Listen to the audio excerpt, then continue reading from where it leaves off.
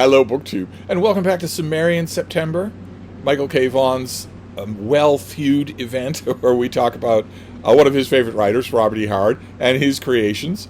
Not just Conan the Barbarian, but in 2025, maybe all of his creations. Even the dumb ones. I have not been doing that. That's a really good remit. Of course, it's not a rule, but it's a really good remit to read Robert E. Howard that's not famous. Is a very eye-opening exercise.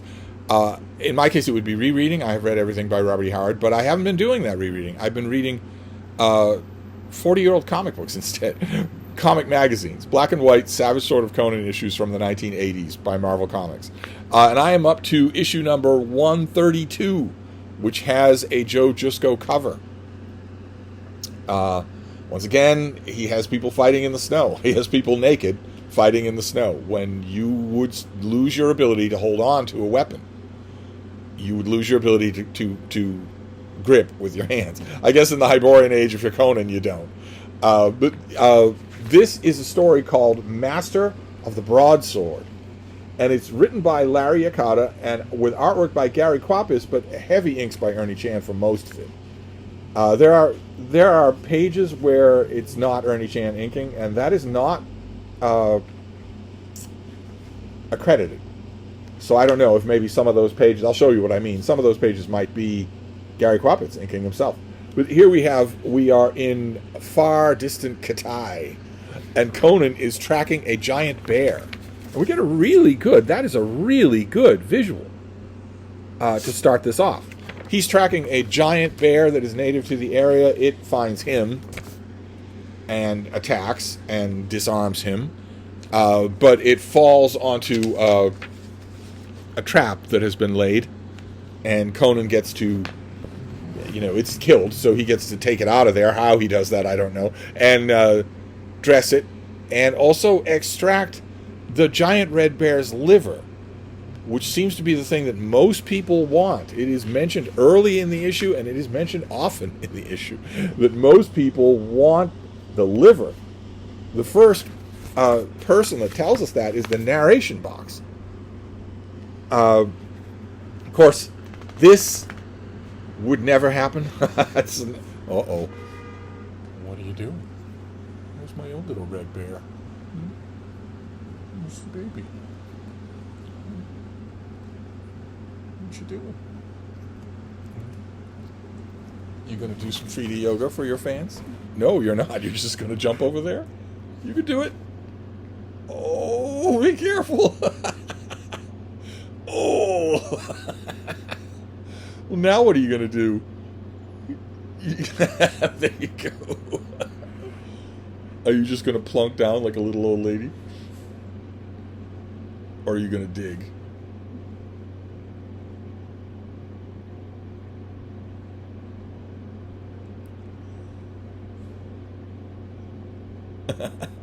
What are you doing, Bean? What are you doing? Huh? Oh, you're gonna dig. Oh, goodness. Oh, goodness gracious. Oh, goodness. Oh, what are you doing? What are you doing? Oh. No, there's nothing over there that's going to interest you, baby. There you go. So anyway, to get back to what we were talking about, Conan no sooner prepares this bear than he is interrupted by other hunters who mock him and say that he handles his sword like a child, and that they want his plunder here. And Conan destroys them all. Listen to my sword. He destroys them all. And it is interrupted. He leaves the slaughter behind of these men that want this bear's liver. He takes the liver, he keeps it in a bag, and walks off with it. But his slaughter is being observed by a mysterious figure with a staff who comes in his wake. Could it be this bear, the savage this bear is the savage handiwork of an old pupil. Yes, I remember a wild-maned young tiger from the northern tiers so long ago. Impossible. Would it be that long ago? Conan can't be more than 30 in this story. The mysterious gentleman with the staff is interrupted by a demon. A demon creature on a horse. Pretty good artwork. It's leisurely artwork. You get the reveal panels are usually almost a whole page. There are often very leisurely travel sequences. I don't so much mind that. I find that in these latter issues of Savage Sword of Conan, I don't so much mind the relaxed pace. I think if I were buying them with, what was this, $1.50? Yeah, if I was spending $1.50 of 1984 money, I probably would mind. But once again, Conan encounters a group of people who want that liver. They want the liver he has in his bag. King sends his men after Conan. And this time we don't even get the battle. We just hear the sound effects of him ripping them to pieces. And he refuses. He keeps the liver. And then he is accosted by this weird demon. And he can't win. It shatters his sword. He can't win against it. Instead, it is about to strike him dead when he is saved by the mysterious gentleman with the staff. Turns the demon's own eldritch energy against him and sends him riding off. The demon says, "Oh, how dearly you'll pay!" The old man gets Conan out of the rubble and calls him by name. And Conan says, "Well, have you heard of me? Do you know? No one in this country, in Far Kitai, knows me." And the man introduces himself as Sennan, Sennan, a swordsmaster who taught Conan. And Conan says, "Careful, old one, Sennan was the master of the broadsword, my teacher. And though it's been many a year, he still lives. If he still lives, I would know him anywhere." And the man says, "Would you?" And Conan says, his was a skill so great, so perfect, that even in old age he could wield a sword better than any man I've ever known. And a quick demonstration convinces Conan that although he does not recognize this man, it must be Sennan. Why he doesn't recognize Conan, I don't know. I have no idea. Sennan tells a story about how he grew bored with being the greatest swordsman in the world and went looking for all sorts of challengers. He finally found one that lasted, a combat that lasted all day and ended in a draw. And in result of that, he called upon dark forces, in other words, that demon that we saw.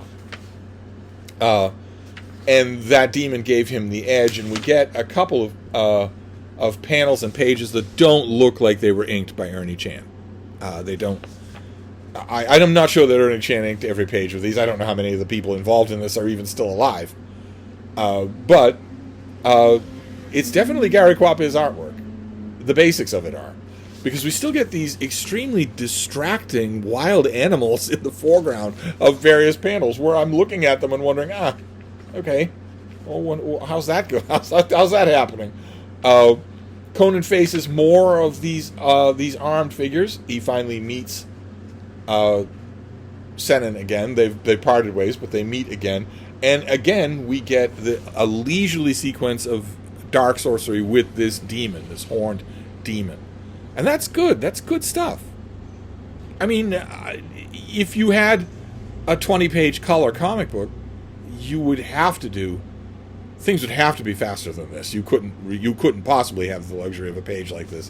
But in a nice big black and white magazine, probably you could. There's a lot more fighting until Conan encounters a graveyard of bears.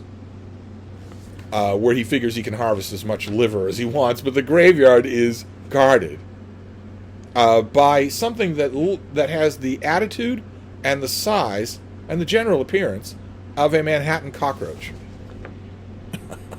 Those are tough to kill. Trust me, I know. It says, "Arg! Welcome to these outreamers, and you may find eternity to your liking among the rotting bones below."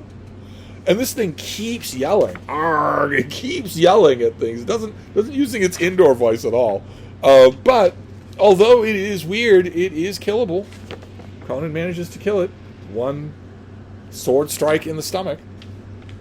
And in an odd twist at the end, I don't still know what I think about this twist. Sennin tells Conan that he also would like one sword thrust in the belly, that he would like Conan to put him out of his misery. What I don't really get, I don't understand that turn at all. Conan makes like he's about to do it when Sennin disappears. He vanishes like Obi-Wan Kenobi, and that's largely the end of the story. And I don't get that ending, but I liked all the rest of it. The rest of it had everything that you would want. A demon creature that vows revenge, so we could see it again. A weird, non-standard Earth piece of wildlife, that big cockroach type thing. A marauding bear, a bunch of sword fights, just terrific. I don't know where I stand on the fan fiction addition to Conan lore. We don't know anything about Conan being taught the broadsword. The strong implication from Robert E. Howard's stories is that he learned the broadsword on the battlefield, on many battlefields. In Queen of the Black Coast, we get a hint that he was taught archery, for instance, but not swords. Maybe not, though. Either way, it's fan fiction, so you don't have to take it seriously, and I did enjoy it. So I'm not hitting duds as we continue on with Cimmerian September for the few days that it has left. So I'll wrap this up for now, and I'll hope for the same kind of luck tonight. Thank you, BookTube.